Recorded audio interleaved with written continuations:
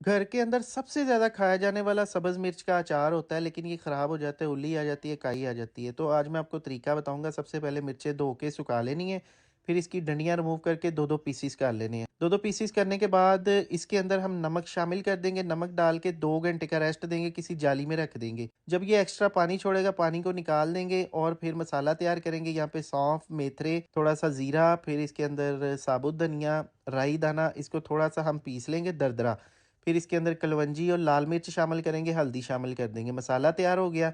लहसुन को भी थोड़ा-सा दरदरा पीस लेंगे, फिर इसके अंदर मसाला शामिल करेंगे, सरसों का ऑयल शामिल करेंगे, मिर्चें शामिल करेंगे, अच्छी तरह मिक्स करेंगे और हर चीज़ आपकी खुश्क होनी चाहिए, बर्तन, चम्मच, आपके हाथ, हर चीज़ खुश्क होनी चाहिए, अचार कभी भी खराब नहीं होगा।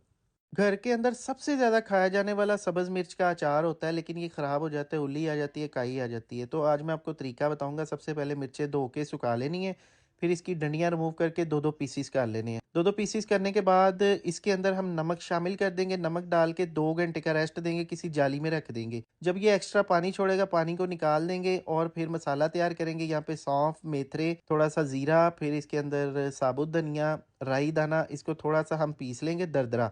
फिर इसके अंदर कलवंजी और लाल मिर्च शामिल करेंगे, हल्दी शामिल कर देंगे। मसाला तैयार हो गया।